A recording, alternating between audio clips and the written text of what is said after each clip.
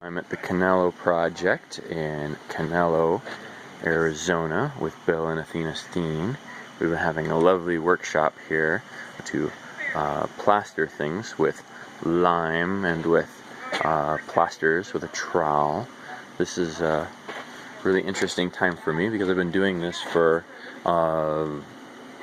15 years, and this is actually the most I've ever done with a trowel because I usually use my hands. But as you can see, there's these fantastic finishes that they get from using their trowels and their techniques, and these are examples of these Japanese trowels that they use.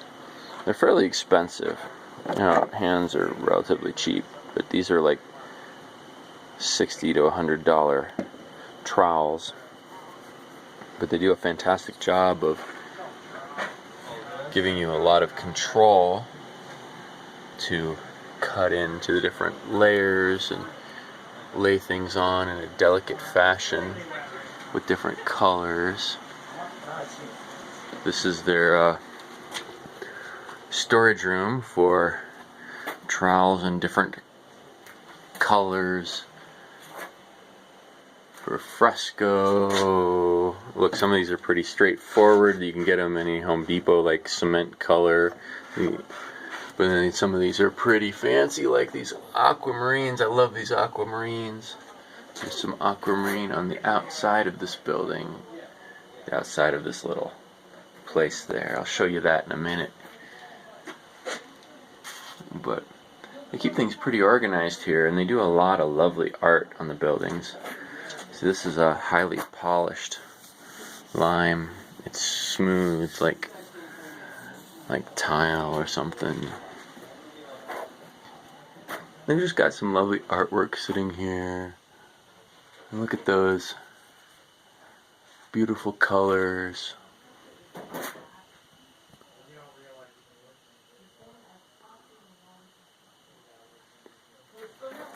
And just little marks of things, rather than paint the whole thing. Give it a little stripe.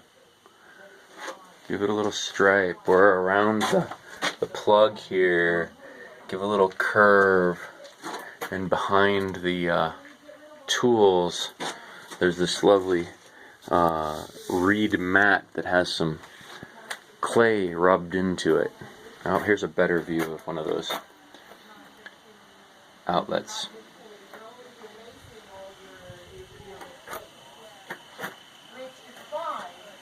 This is a perfect time of night to be able to see some of this stuff because it's just so bright in the daytime. We're about 10 miles from the Mexican border in Arizona. These are very simple, some of these. Notice how most of the wall is a very simple finish with some great details coming out.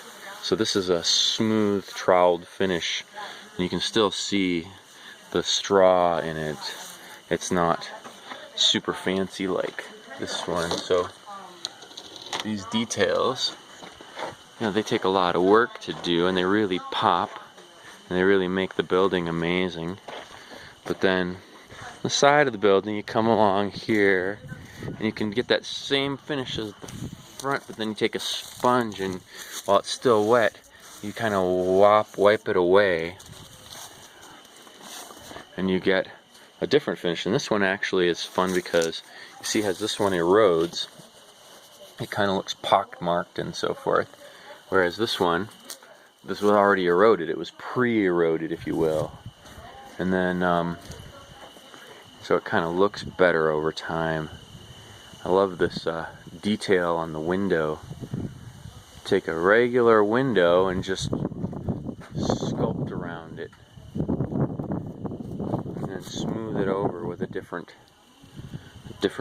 surface, a different aggregate, a different way of polishing. So like this one doesn't have any straw in it, and then the one around it does, and you just get a really outstanding feel. See, things like this, these are just stones stuck in the mud, and it can crumble, but it's also very easy to fix. You can pick up that mud and soak it in water and stick it right back on. You can't do that with cement. But all of these buildings are just so lovely. They've been experimented on. Here's that aquamarine blue I was telling you about. Look at that. Lovely, lovely shade. And this is just lime, a thin lime like that. You can see it where it's cut through into the underlying finish. And then it's just painted on here, the lime, to give the bright blue. Add extra to the tip, because even the tips are easy to take off tomorrow. It just makes you Look at that.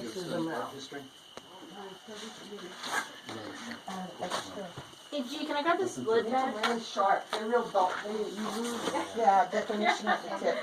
How thick did she want us to go on that? Hey, So this is where we've been working. This is a little sculpting I've been doing myself, learning how to do these details, where we take the trowel and rather than a whole bunch of fussy little points,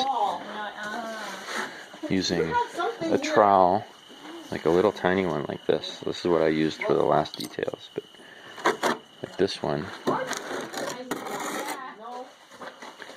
So rather than a whole bunch of fussy little details on the downside of it, on the inside, as we were sculpting this, we're giving a sharp single curve all the way along here. Allows it to be much more easily plastered in one long stroke.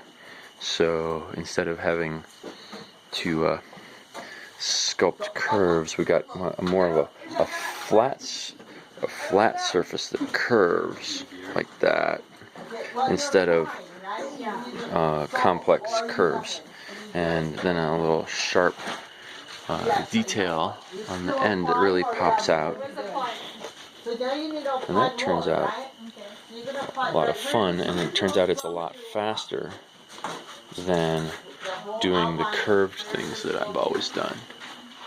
So like here, we've got a surface here, and a surface here, and a surface here, and they all curve differently, but they're all their own plane, their own little wall, if you will.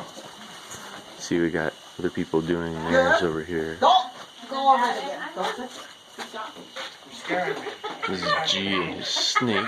I'm just putting it on the first time. I'm not paying attention to you right now.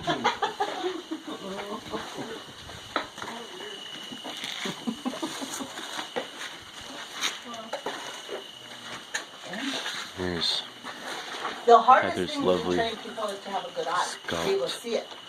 Most beginners, I can't even have them see the hole. Look at the curvy bits on that. That's a lot of fun. I don't care if you put too much, Here's a little niche to stick something in. Put it on.